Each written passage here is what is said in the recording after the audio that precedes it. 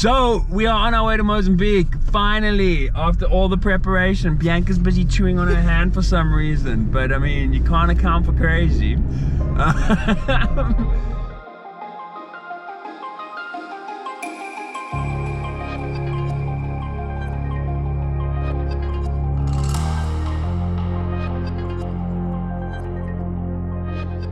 Jabari is overloaded yet again. We try not to overload, but when it comes down to choosing what we should and shouldn't take, we struggle to do it.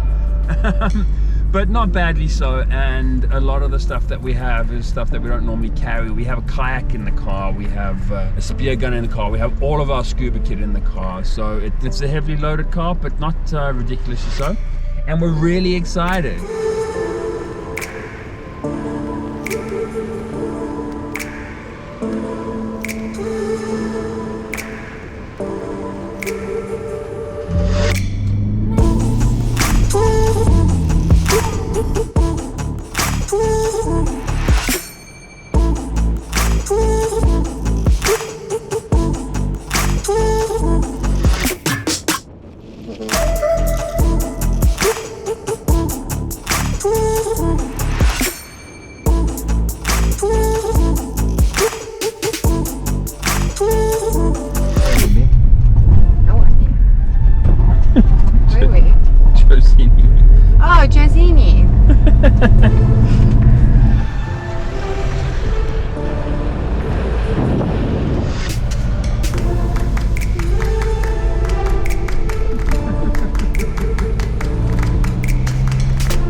Excited to go to Mozambique, there we go. Super excited to go to Mozambique. It's about bloody time. Yeah, I feel like we've been planning this one forever, so it's going to be awesome to finally get there, and we're getting pretty close. We're about 2 hours away, which is awesome. I tried to have a nap, it didn't work. You're too excited. I blame Bianca's driving more than the excitement, but... Rubbish! Nice. So you have to end it now. You wouldn't let me drive before. We both know I have no choice. Oh, please. Send help.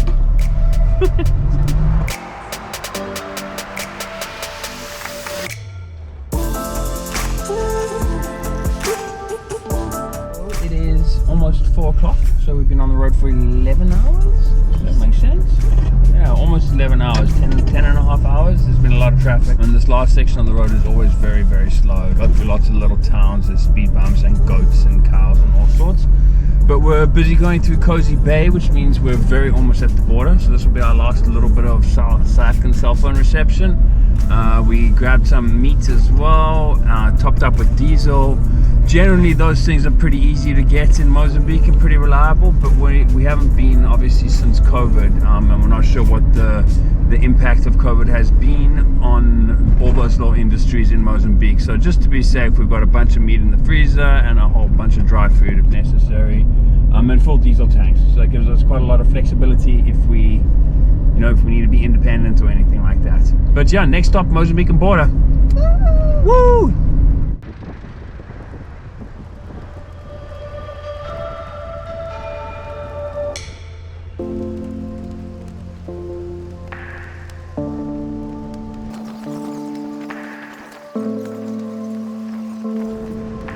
We were finally in Mozambique.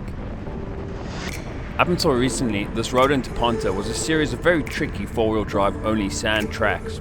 The new tar road has made the whole area more accessible, but it's also changed the dynamic of Ponta, but not as much as COVID has, as we were soon to discover.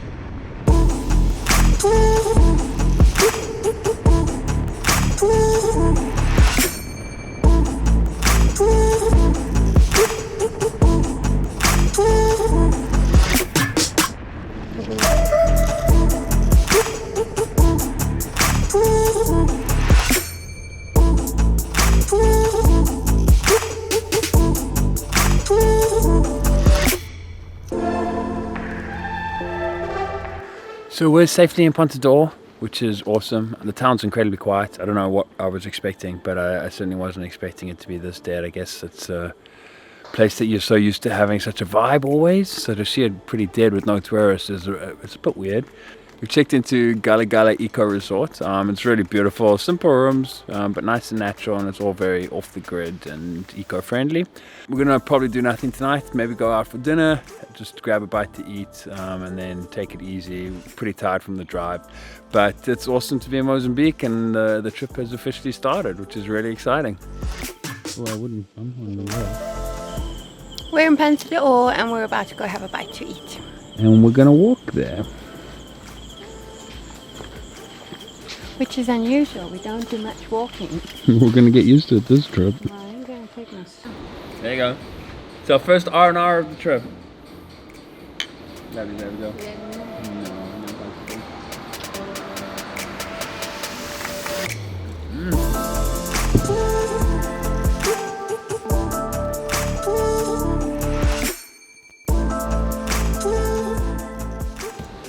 So it's our first day in Mozambique. The weather's really bad. We brought some bad weather with us, which is not a terrible thing. Used the opportunity to do some work that was much needed. But we're gonna go out on a mission now into town, get some SIM cards, get some food for lunch.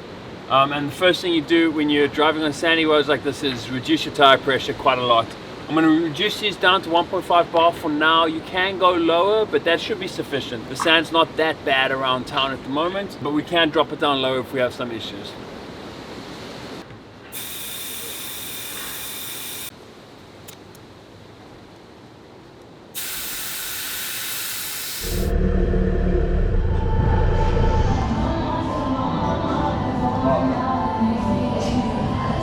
Bit crazy to see Mozambique like this. Never seen it so quiet. Guess, I mean, I understand why, but it's still crazy. I mean, the weather is bad today, so that definitely plays a part. Look at the beach. There's not a person on the beach. You're not allowed to be on the beach. You're allowed to run on the beach. You're not allowed to sit on the beach because of lockdown restrictions. Look at this establishment. This is probably one of the most successful businesses in Ponta de Ouro.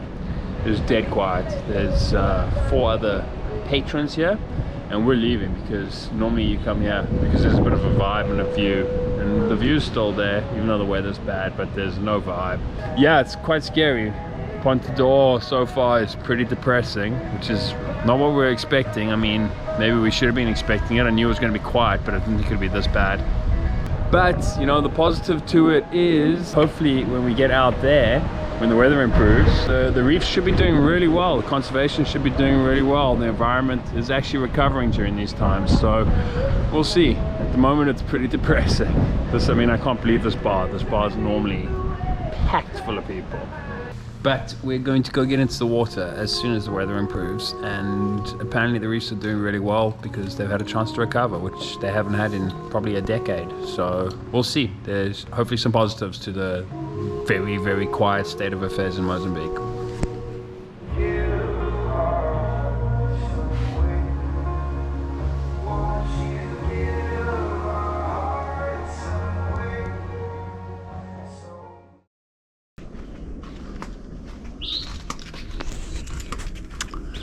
So we got a very early start this morning. Try that again. We got a very early start this morning. We're up at 5 a.m. We are going on a dolphin exploration safari, which is really exciting.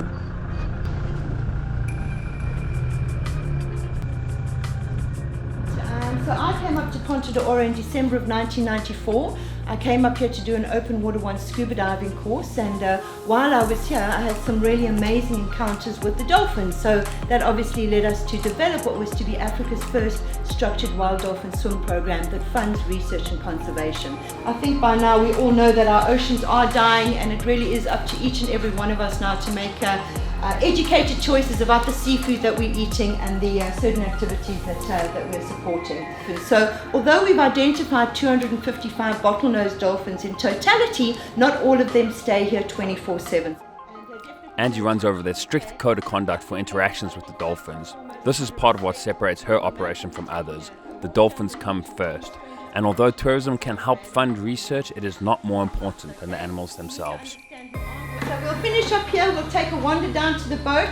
So we are going out on an 8-meter semi-rigid dive dock. We've got a lot of fun coming your way. And now that everything's being packed onto the boat, we now need to get the boat into the water. This does need to be a group effort because she's quite large. So we're going to turn her around until she's facing the water. Our skipper this morning's name is Daniel. Daniel will give us the 1, 2, 3. We'll push her in until she's floating. Once she's floating, he's going to say ladies on first, then the gents can board. Well done! Beach launching these little boats is always lots of fun.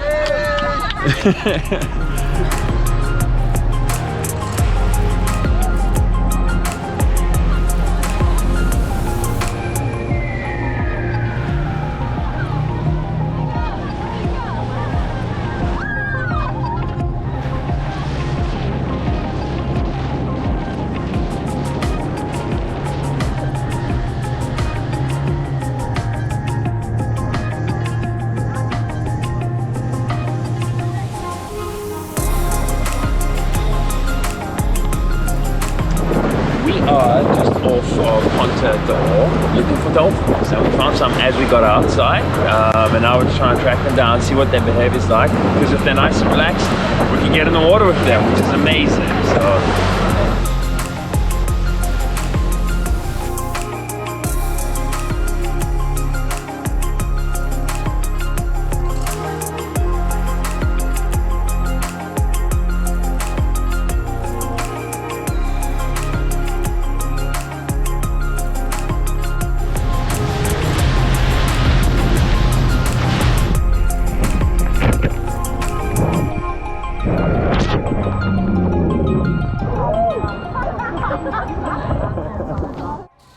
So we had an awesome morning with Angie. We were a little bit unlucky though. These things happen. It's kind of like when you go on safari. There's no guarantee that you're going to find what you're looking for. The swell was really big.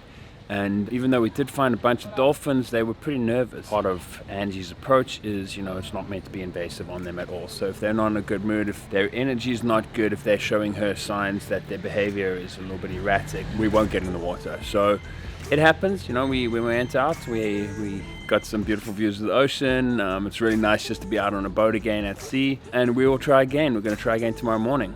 So now we're going to have some breakfast at the Love Cafe in Ponta, which is a really cute little spot in the gardens here. It's pretty beautiful.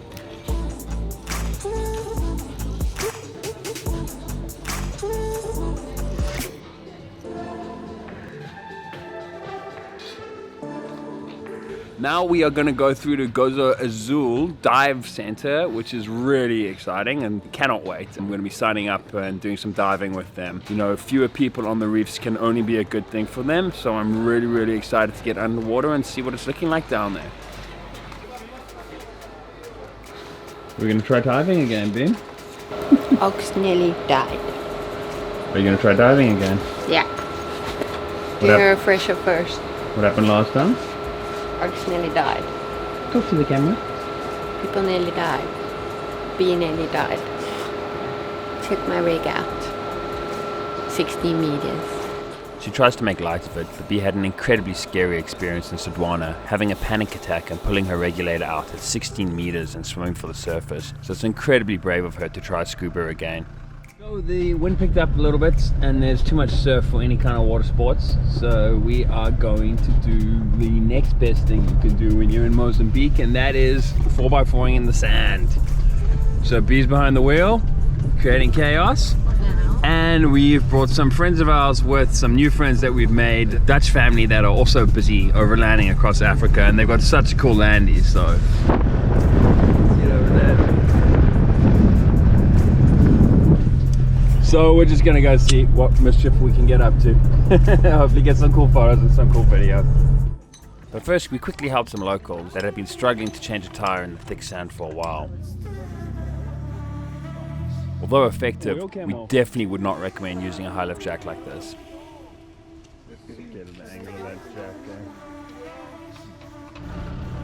Sorted and back on our way. Glad to be of assistance.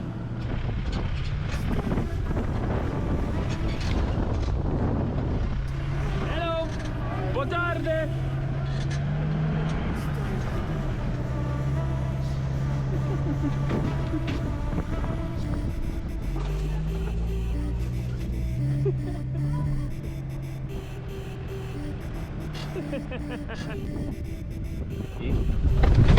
Are we lost in Mozambique? Yeah, lost in Ponta. We might be lost, or we may have found the 4x4 track. Yeah? Go straight. I mean, this is definitely a 4x4 track. I don't know if it's the one we were looking for, but it's pretty cool. Guess you need momentum to get up the hill.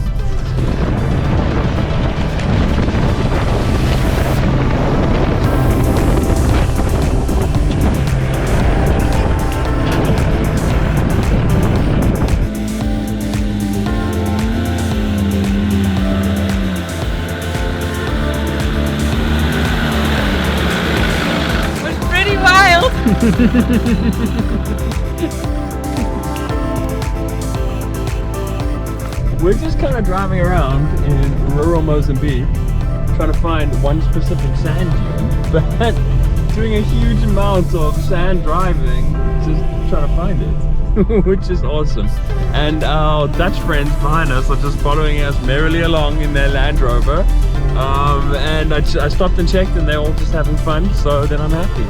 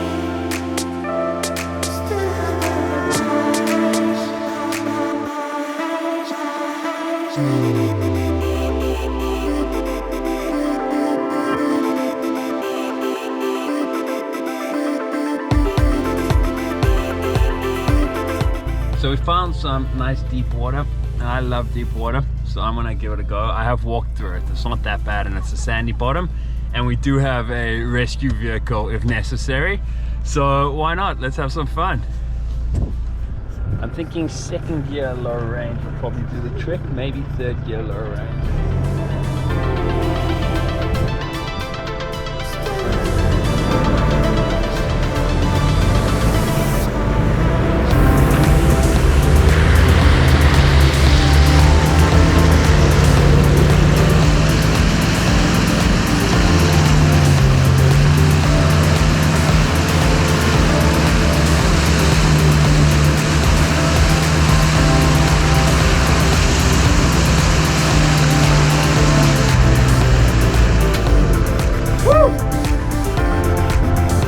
Got this!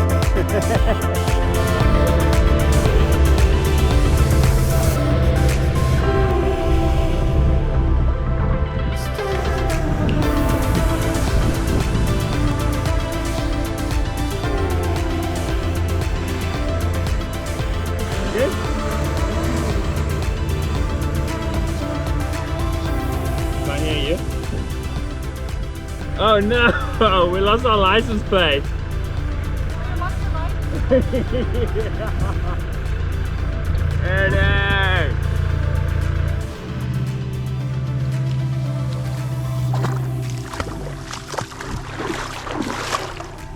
Oh,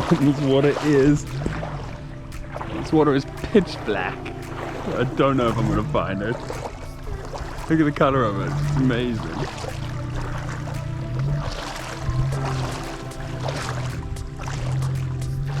There's Bianca, she's going around the other way now. Hey B!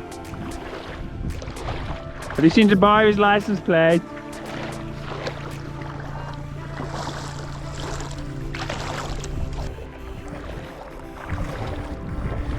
That's our support vehicle. Just in case I got stuck, there was a backup plan, which we don't normally have, but yeah. Missing license plate for sure. Lost my license plate.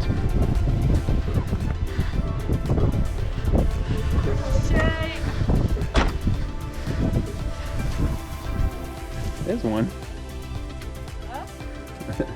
Said there's one. But this one's missing. Oh no, Jabars. Where's your license plate, girl? So, fun day 4x4ing, even though I did barely any of the driving. I did manage to, in the 2 minutes that I drove, lose the license plate. And we reviewed the drone footage, and it was my fault. I thought I might be able to blame it on Bianca, but I can't. It was on me. Good missions? Good missions. Back, if it doesn't rain again for a couple of days, that puddle will dry out a lot. So I may come back and try and find it. I did look for it now, but that water is like pitch black from all of the vegetation. So It might have sunk in. and yeah, I think the bow wave of the car probably washed it away a bit.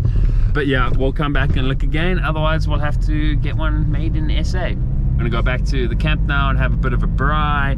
Managed to get some salad ingredients from the local market, which are a bit interesting. Certainly not what you buy at Woolworths, but it should be good. So we'll see how that goes.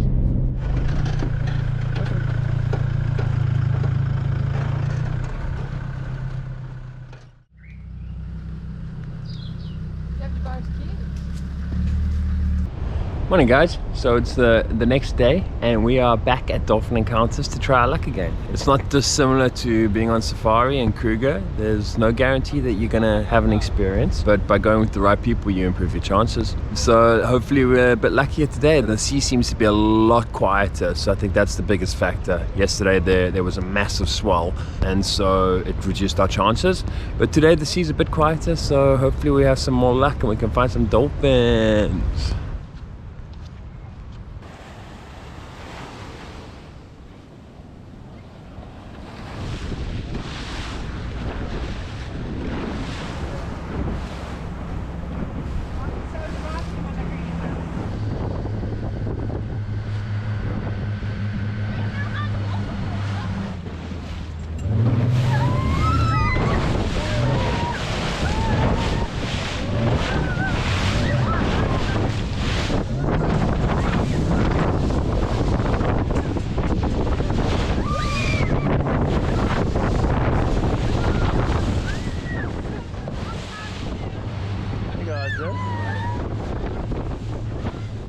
So it's day 2 and we're out looking for dolphins again. Hopefully we find them today. We'll have a look at that boarding right on the top. Okay, so that was a bottlenose dolphin, guys. Right.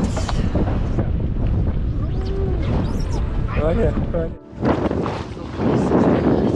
What do you call that thing? Anti-fog. We found a partner dolphins, which is very exciting. Hello.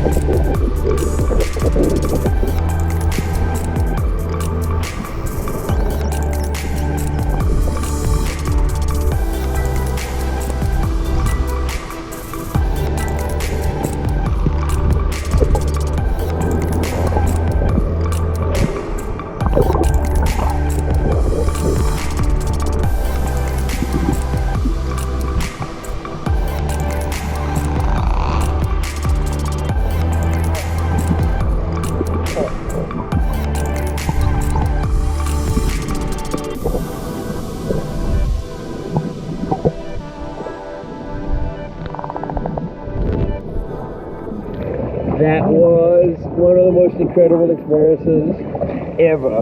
Thank you. Yeah, spectacular.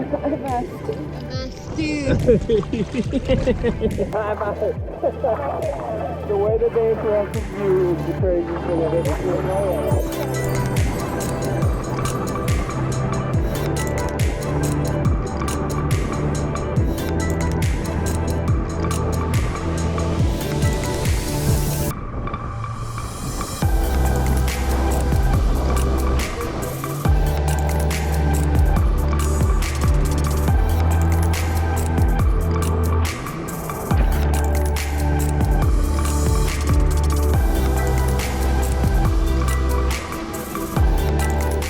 That was a landing. Look at that angle.